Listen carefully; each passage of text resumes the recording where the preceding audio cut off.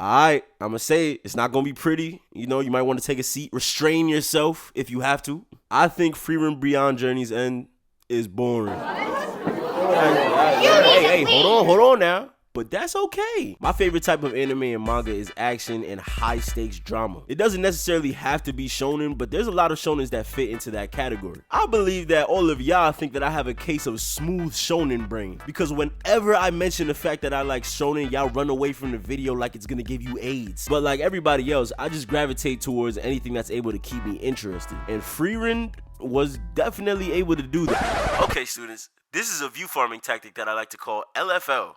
Or lying for likes. The only reason why I didn't stop watching after episode 2 was because the anime community wouldn't stop talking about it, and I wanted to make this video to get views. That's right, kids. In real life, your favorite YouTuber is an asshole. The anime community was gassing FRIEREN up like it was the second coming of our Lord and Savior Satoru Gojo. And I'm gonna be honest, FRIEREN didn't look like something I'd be interested in, just from the few clips that I saw. That's because I'm not really a fan of the medieval setting. But as a story writer myself that's always looking for inspiration, I wanted to make sure I gave FRIEREN a fair chance. I feel like it's a need for anybody to experience stories that are outside of the things you would normally watch, especially if you're writing a story of your own. Different types of stories warrant different styles of writing and different ways to use characters, all valuable information for an amateur story writer. Another reason why I was so tempted to watch it was because anytime somebody in the community mentioned it and how it lost the anime awards, I would see tons of people doing tricks on FRIEREN Schmeat. Like, Jesus, you guys are acting like this show is better than Boku no Pico. Can we calm down, please? So I steeled my resolve, sat down, lit me a big ass doink, and watched FRIEREN. I fell asleep a couple times, but I watched it, and yes, my point still stands. FRIEREN is boring. But that's not necessarily a bad thing, because as much as it is boring, it's also beautiful. So before I start this, make sure you guys subscribe, leave a like, and comment what you think about FRIEREN. Can we get much higher? So high. FRIEREN Beyond Journey's End is a story about this fine ass elf. Yes, I'm trying to crush FRIEREN. I love me a cougar. FRIEREN was once a member of a party of heroes that are now legendary for defeating the Demon King and saving the world. But that happened almost 100 years ago, and all the party members that she traveled with, except for one, have all passed away. You see, in this universe, elves live for an extremely long time. Because of this, life moves a lot slower for elves. They see 10 years as a brief moment, while a human would see 10 years as a whole lifetime, damn near. I mean, when you're from the trenches like me, a lot of kids only live to see 10 years. These YNs got switches. They are not aiming. There was one member of FRIEREN's party that when they died, their death really affected her, and that's Himmel. Himmel was known as a hero, not only for being a strong warrior, a part of the party that defeated the Demon King, but also because he was just a cool ass nigga. He would help people out every chance he got, and he was super wise. He was able to leave a long-lasting effect on FRIEREN's life, but it was only after his death that FRIEREN actually realizes this. She feels bad for not learning any more about him in all the years that she knew him, and that makes her so sad, to the point where she decides to make sure throughout the rest of her long life she tries to learn more about humans. There's one party member that's actually still alive, and that's the dwarf Eisen, and he tells her about a place called Areola. Alright, Aureole. He tells her about a place called Aureole, a place that's basically like heaven, where the souls of the dead live. He tells her that if she does have any regrets about how things ended with Himmel, she can go to Aureole and have one last conversation with him. However, the thing about Aureole is that it's in the same hood as the Ops, more specifically, the Demon King that they defeated all those years ago. So FRIEREN takes on a protege, a young mage named Fern, and recruits a warrior named Stark so that they can embark on the same journey that FRIEREN originally took with her party. However, this time with the purpose of reuniting with their deceased loved ones. I gotta say, the concept of this show is not only creative, but it's also deep as hell. It really makes you think of life and how you spend your time, and how important the connections you make with other people are. And Kanehito Yamada, the author of FRIEREN, definitely does a good job at weaving this theme through the characters and situations that the characters get into. It's absolutely beautiful, but it's boring as fuck. You see, the thing about FRIEREN is that it's a slow burn, like an extremely slow burn. Damn near every episode made me feel like I was Red Rush and I was perceiving time in this agonizing slow motion. It's agony!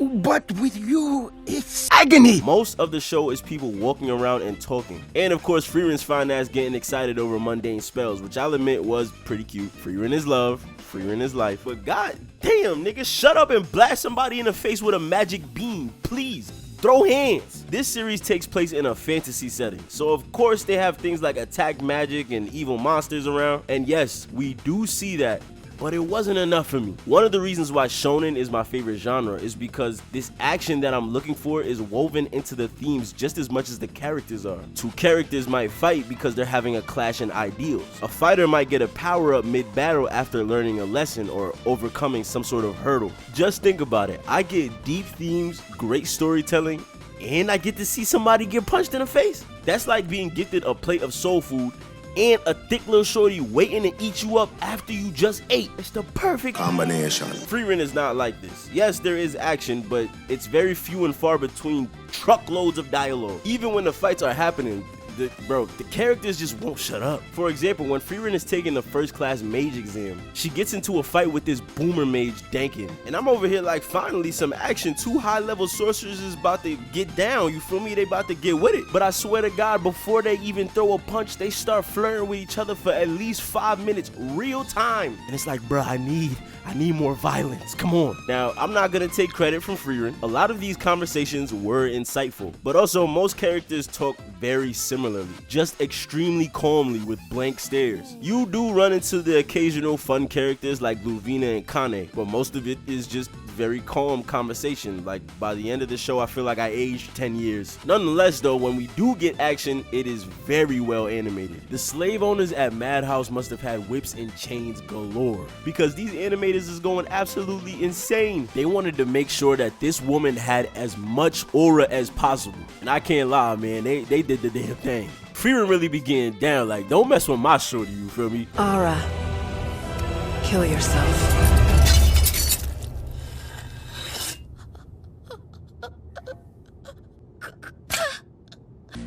This can't be. The colors, the music, and just how smooth everything is animated creates a nice soothing experience, especially during these extended talking moments. And don't get me wrong too, I'm not dumb. I understand that that's kind of what the show is about. Even though this takes place in a magical setting, a human's life is mostly mundane. And since this show is about Frieren understanding humans, it makes sense that it takes this slower pace. Like I said, it's beautiful, but it's boring, bro. I will say this though, the show is so soothing that it's like good to go to sleep to. Like, bro, that's not even a diss or anything like that. If you want to go to sleep, if you have insomnia or something like that, and you want to like play an anime in the background, Frieren is like a comfort anime. You will go straight to sleep. I guess one other thing that really annoyed me was the montages. Holy hell, there's so many montages. But Q, didn't you just say that all the talking was too slow and boring for you? Montages are used to speed up those boring events you're talking about, you damn troglodyte. Listen. The problem with the montages is that I feel like the content in the montages is something way more interesting than the talking that we get. There are so many montages, especially in the latter half of the show when the action starts to pick up. Show us some action, show us some adventure, and like some of that shit is put into montages. But alright, I'm not gonna just keep ragging on the show, okay? It did pick up in the end. And I'll admit that even though it did put me to sleep sometimes, the story is so well written, I'm able to appreciate the talking scenes when watching it a second time. I also really do like the parallels between Frieren's current party and her past party. I like the relationship that Starkfern and Frieren have. Their dynamic definitely makes the talking scenes a little bit more enjoyable. I like them way more than I like Frieren's first party, honestly. Almost to the point where I was kind of annoyed whenever I saw a flashback, and there are so many of these flashbacks. It's like, bro, I don't want to see y'all, man. Cut back to the game. You feel me? But the second half of the show, now the second half of the show is actually pretty entertaining. The first grade mage exam was a great arc. They were able to balance the slower paced scenes and the fast paced scenes pretty well. And finally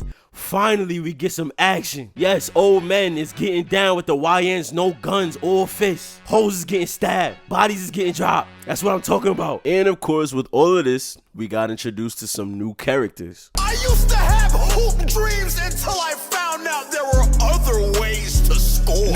Okay, I just want to get this out the way right now. Frieren Beyond Journey's End is the complete opposite of Solo Leveling. As boring as this show can be, I still remember most of the characters. They were actually able to make some sort of impact on my memories. And I be high as a bitch. I can't remember shit. Now, I think I made myself clear, but just in case you missed it, FRIEREN is the cougar I need in my life. I really like FRIEREN. One thing about her is that despite how much she says she doesn't understand humans, she feels the most human out of all the characters sometimes. I think that her love for collecting spells is cool and a nice touch to her character. But she's so calm and sweet, like she just a vibe, you feel me? Fine shit, chill shit. But unfortunately, somebody has already took my girl. It's super clear as day that FRIEREN wants that Himmel Yang. She says that elves have no romantic or sexual urges, but come on now. She's like Jada Pinkett and Himmel is Tupac. Stark is my favorite out of the three in FRIEREN's current party. He has the brightest personality, and for some reason, my favorite characters are always the coward characters that's still able to handle business. On top of that, he gets that super gas animation in the beginning. Ooh! Listen, I feel really bad for the prisoners, animators over there at Madhouse Studios. But god damn, this is good food. I do wish we got to see a little bit more of Stark fighting though. He didn't necessarily get pushed to the background, but we see him less and less as the show goes on in favor of this one. I am not jacking Fern, bro. She just be getting on my nerves. She's not a bad character. I just wouldn't follow her on Instagram. She's either just like being dry or complaining about something, bro. She reminds me of Daniel Tiger. Daniel was going to punch a baby. Like, you always pouting at this big age. And then my boy Stark and FRIEREN gotta go buy you stuff to make you feel better.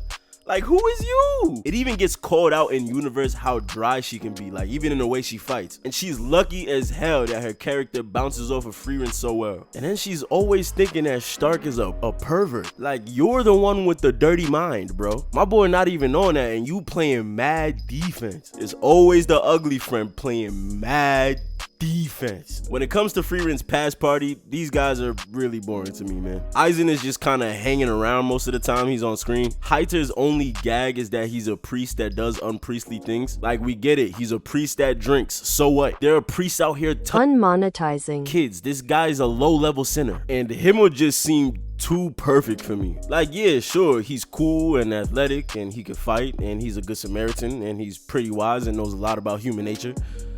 But I don't see why FRIEREN would choose him over me. Like, he alright, like he ain't nothing special here. The side characters are pretty good, and unlike another anime of the year nominee, they actually have meaningful development. Luvina and Kane are pretty cool. I wouldn't say they were my favorite, but they definitely were enjoyable on screen. A nice change of pace. They remind me of my two little sisters, always fighting, but they love each other no matter what. I guess that you're cute when you smile. I ain't with that gay shit, twin. For some reason, I like Dankin. It's something about old guys in anime that are just ready for that action. That character trope will never not be enjoyable to me. This guy's a twink. Verbal was just whatever to me. I know it was a red herring to expect that he was a really strong killer type of character, but I wanted him to be a really strong killer type of character. Instead, he's just sorry. Ubel, on the other hand, God damn, she is what we needed to turn the story up. She be getting to it. She's probably the most interesting side character in that even though she's a killer, she has some depth under that surface level trait. For some reason though, she's interested in this guy, and honestly, this dude is like the worst character in the show. This dude never emoted, not once. He got a case of same face syndrome in every single situation that he's in. Like, this kid could be in the abandoned house with Meek Mill, Pool stick all in his ass, and all that, and he would still be giving this blank stare, bro. And I know it's because like he was a clone or whatever, but like, bro, a lot of people in this show got same face syndrome. Aside from a select few moments, characters be having this blank, chilling stare. Like, look at Fern getting stabbed. She has no emotion, and this is the first time we're ever seeing her get this injured. Like, there's blood and everything, and she's just kind of I don't know. I feel like this problem gets better as the show goes on, but even in the last episode, FRIEREN gets attacked and she even gets injured this time, and it's like she don't got not one sliver of emotion. It wasn't too big of a problem, but it definitely doesn't add to the fact that most of the series is just talking. Zion was cool or whatever, he's just a meh character. And in my opinion, Mistress Seria was was very interesting, very mysterious, you know, make me actually want to see more. I hope that she's the final villain. FRIEREN Beyond Journey's End is in no way a bad anime. Even though at times I did think it was boring, I still enjoyed myself while watching it. And I definitely see why people wanted it to win over Solo Leveling. But nah, deadass, bro, how did Solo Leveling win? Please explain. Like, what was going on here? At the same time, however, I could play devil's advocate and say, I see exactly why FRIEREN didn't win. Most people's brains are like mine. They want everything to be directed by Michael Bay. They want action and cool colors, something easy to grasp. And honestly, I think most people don't even care about stories in this day and age. And since FRIEREN focuses so much on that, the story, and the scenes where the story is being presented to us are very slow paced, it can feel dragged out to a lot of people. And sadly, attention spans are not as long as they used to be. A lot of people will lose interest. They prefer a more fast-paced, instant gratification type of anime. Solo Leveling is way easier for someone to get into, while FRIEREN takes some patience. But one thing I can say is that once you get into it, you're in for an extremely beautiful experience.